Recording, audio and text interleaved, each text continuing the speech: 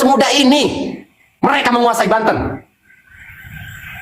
Hei, sebahaya apa PIK 2? Takut diculik, mati saja jangan jadi kiai. Takut dibogol, mati saja jangan jadi kiai. Wah, kok bisa saya datang ke sini? Kayaknya main ciduk. Lah kok bisa? Ini kapan masuknya kepada otak para kiai di Banten ini? Tiba-tibanya masuk ke sini takut diciduk. Saya masuk ke sini takut diciduk. Buset dah, ini kapan? Hampir ustadz kiai yang saya temui semua menolak PIK 2, tapi nggak ada yang berani speak up. Jadi mereka pengennya Banten ini jadi Palestina dulu, baru kayaknya mereka speak up. Ada rakyat Banten, bangsa Banten, bahkan santri, ustadz dan kiai, dia nggak pede dengan kemampuannya, takut sama si Aguan. Mohon maaf, saya pengen pedes nih buat ngeritik seluruh ustadz se-Banten, kiai se-provinsi Banten yang mendiamkan ya. Awas, saya akan kritik semua ustadz se-provinsi Banten, semua kiai se-provinsi Banten yang batinnya, yang tidak berani bersuara karena ketakutan. Yang ingin saya sampaikan kepada segenap ustadz kiai se-Banten yang diam karena takut. Kalau Anda mau berbisnis, jadilah pengusaha. Anda itu seorang ulama, maka pimpin kami rakyat ini. Kita hari ini selalu mendengar teriakan bela Palestina. Palestina dulu negara besar, sekarang mengecil. Dijajah oleh sereal, di mana sereal itu pendatang tadinya. Bangsa sereal datang ke Palestina itu pendatang. Di negara Palestina itu pendatang. Sampai sekarang terus makin membesar negara sereal, menguasai negara Palestina. Kalian sibuk teriakan itu. Tapi hari ini kalian diam, ada PIK 2. Yang paling jengkel saya ketemu ustadz. Udah kalau ngomong ya udahlah, yang penting kita masih bisa ngerokok. Kan ustadz goblok gitu. Dia orang seperti itu, si oknum ustadz begitu. Kalau di zamannya VOC dan Belanda, dia akan jadi antek gitu. Kok bisa-bisanya ada oknum ustadz ngomongnya, ya udah yang penting kita masih bisa makan, bisa ngerokok. Kan pelongo itu si oknum ustadz.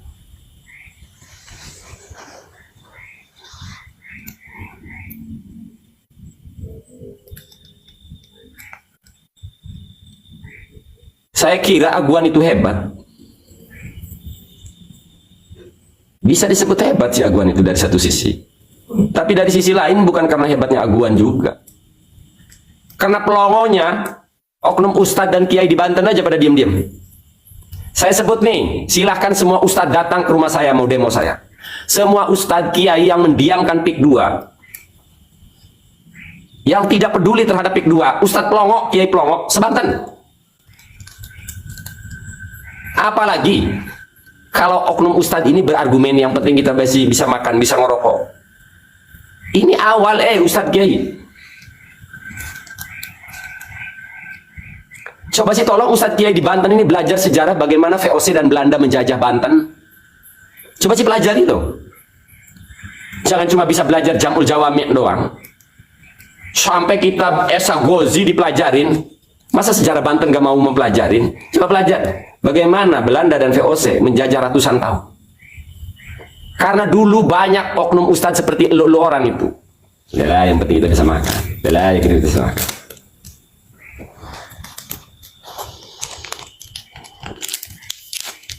Kok bisa-bisanya ya? Kalau lurah ngebantu PIK 2, wajar. Mereka kelasnya kelas memperbesar perut. Camat, bupati, sampai gubernur. Saya masih maklum loh. Nah ini kalau udah ustadz kiai ngedukung PIK 2, luar binasa ini. Kalau ustadz Banten maksudnya, ustadz luar mah masih monggo, kita maklum juga lah. Ada ustadz misalnya tokoh agama, misal bela PIK 2, maklum, nggak ngerti kondisi kita di Banten. Jadi PIK 2 membuktikan satu hal. Ternyata yang katanya Banten daerah santet, kanuragan, kanuruguan, embrot judulnya. Mana orang sakti di Banten tuh mana? Saya sudah 5 tahun ngeritik orang-orang yang katanya sakti di Banten, ahli hikmat, dukun mereka. Ulamanya banyak kalau di Banten. Tapi ulamanya lagi sibuk pikir. Pengen dia jadi wali ulama sekarang. Pada pengen jadi wali ulamanya. Gak tahu mau ngapain kalau jadi wali. Pik 2 itu apa bang? Ya Allah, masa Pik 2 itu Alita, salah seorang profesor menyebutnya negara dalam negara itu. Pik 2 kok kepanjangan, ngejawab Pik 2 itu apa? Pantai Indah Kapuk. Pik itu singkatan, artinya Pantai Indah Kapuk. Jadi Pulau Banten ini dari Jakarta, seluruh Banten dan seluruh Banten itu mau dibikin perumahan. Yang beli bukan bangsa Banten, karena bangsa Banten gak ada yang punya duit. Bangsa Cina.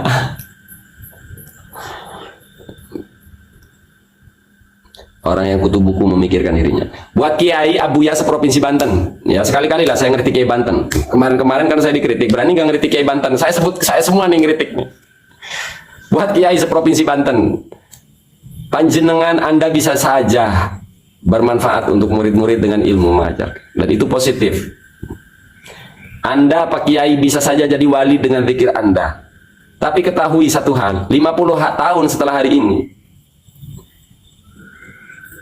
Anda kesulitan menerapkan ilmu karena sosialnya, budayanya sudah tergerus oleh Pik 2. Bahkan bukan 50 tahun. Mungkin 10 tahun ke depan.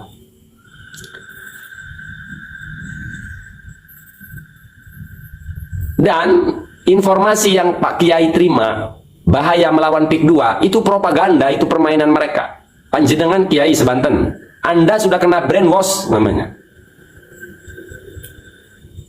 Justru kalau kalian diam, Pik baru bahaya. Justru kalau para kiainya di Banten ini diam, baru Pik kuat. Aguan bahaya, Pik bahaya. Tapi kalau kiainya bersuara, siapalah Aguan? Apalah Pik 2? Masa semudah ini bangsa Banten dijajah dengan isu-isu? Hei, Syamsul Karim, ahli dzikir, ulama, ahli dzikir, seorang mursyid, teriak melawan penjajahan. Yo po Kiai sekarang mah baru kelasnya. Pak Kiai seprovinsi Banten nih, dengerin. Saya pengen, karena saya sudah sampaikan cara baik-baik, meminta tolong kepada Kiai-Kiai Banten. Hari ini saya mau pukul rata nih. Tapi walaupun umum saya batasi, yang diam. Jadi Kiai yang sudah teriak nggak usah baper. Saya sebut Kiai seprovinsi Banten yang mendiamkan Pik 2. Kok semudah ini mereka menguasai Banten? Hei, sebahaya apa Pik 2? Takut diculik, mati saja jangan jadi kiai. Takut dibogol, mati saja jangan jadi kiai. Wah, kok bisa saya datang ke sini?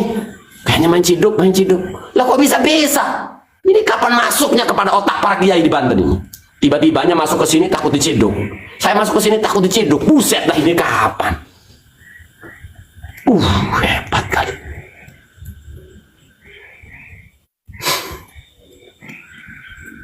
Jadi Aguan dengan Pik 2 tidak menunjukkan tariknya kepada Kiai Banten, kepada rakyat Banten, cuma nyebarin isu. Kiai Banten takluk semua. Mana hebatnya Kiai Banten? Kiai Banten, mana hebatnya Kiai Banten itu mana? Mereka ngebela Palestina, sampai jalan kaki berkilo-kilo. Pik 2 melempem. Gak ada suaranya Kiai Banten. Kiai hebat katanya di Banten. Aguan dengan Pik 2 itu cuma hebat marketing, hebat politik. Kiai Banten itu mestinya lebih hebat daripada Aguan. 200 pondok pesantren teriak tolak Pik, apa nggak gemeteran si Aguan? Cuma Kiai Banten ternyata mudah kena isu. Kali-kali lah kita ngeritiknya ke Kiai lah, jangan ke luar dulu boleh. Kita kan biasa ngeritik pejabat ya. Kali ini Kiai Banten kita kritik.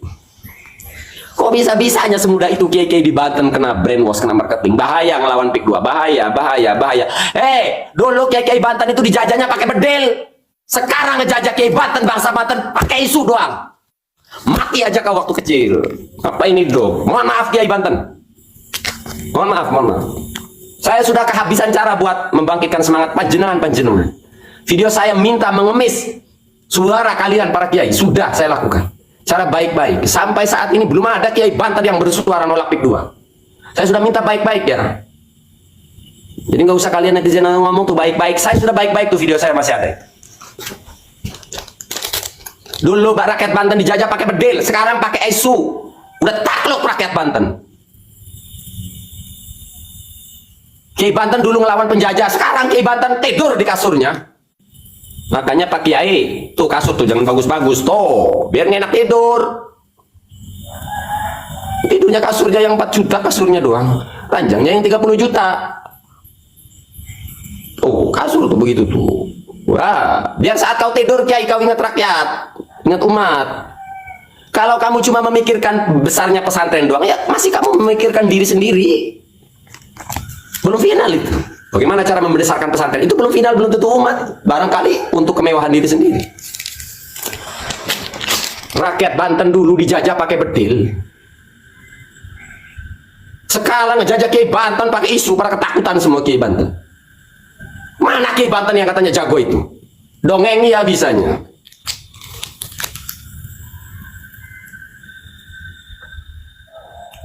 Hah? Apa? Kau sibuk pikir Syekh Abdul Karim Tanara, salah seorang ulama yang menginstruksikan 1888 melawan VOC Belanda. Apa Syekh Abdul Karim Tanara beserta murid-muridnya, apa ulama-ulama di Pandeglang Cilegon punya bedil? Nggak punya bedil. Punyanya tasbih dan dikit. Melawan. Wah, hari ini pakai mulut doang, mulut kiai suruh speak up, nggak ada yang speak up. Di Banten. Kiai seprovinsi Banten nggak ada dengan santrinya ngomong menolak PIK 2. Wah, apalagi turun di lapangan, giliran Palestina digembor-gemborin siang malam. Kenapa kita sekarang lagi jengkel sama Kiai Banten? Karena mereka keluar-keluar selalu Palestina. Sampai di Monas mereka membela Palestina. Tapi untuk rakyat Banten di kampung sendiri, kalaulah mereka ada Palestina mereka diam, gak masalah. Mereka ada Palestina mereka teriak, siang malam mereka kampanyekan membela Palestina, itu bagus, positif. Lo giliran Banten kok diem-diem baik. Setelah diselusuri, nggak bisa ngelawan 9 naga. Hei, bukannya nggak bisa ngelawan 9 naga tuh, lo Pak Ustadz, Pak Kiai yang kena brainwash.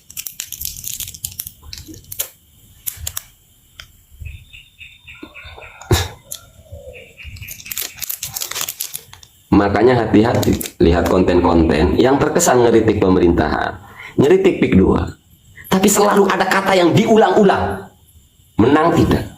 Maka saya nggak percaya kenapa saya nggak pernah berkubu mengkritik PIK 2, karena banyak konten kreator kesannya sepintas, tapi perintahnya, sugesnya adalah tak kuat melawan aguan. Perhatikan marketing dan branding mereka, mereka menguasai marketing begini. Yang kata-kata yang selalu diulang, mampukah Prabowo melawan, mampukah Prabowo? Hai, ini akan masuk ke pikiran bawah sadar bahwa aguan tidak bisa dilawan, PIK 2 bisa dilawan. Sampai-sampai Pak Prabowo dipertanyakan mampu tidak Pak Prabowo. Woi, konten kreator seperti ini awas, konten kreator manipulatif ini. Perhatikan, banyak konten kreator seolah-olah ngeritik PIK 2, mampukah Prabowo melawan? Yang dimarketingin kehebatan aguan PIK 2, nggak sadar membentuk karakter anak bangsa rakyat Banten yang pengecut. Saya ngobrol sama Ustadz sama Kiai, takut gitu. Mati aja kau dari kecil kalau takut sama aguan. Kalau ngedalil Kiai Banten, ala inna awliya Allah la khaufun alaihim wa la hum yahzanun. Takut tanya sama Allah, takut.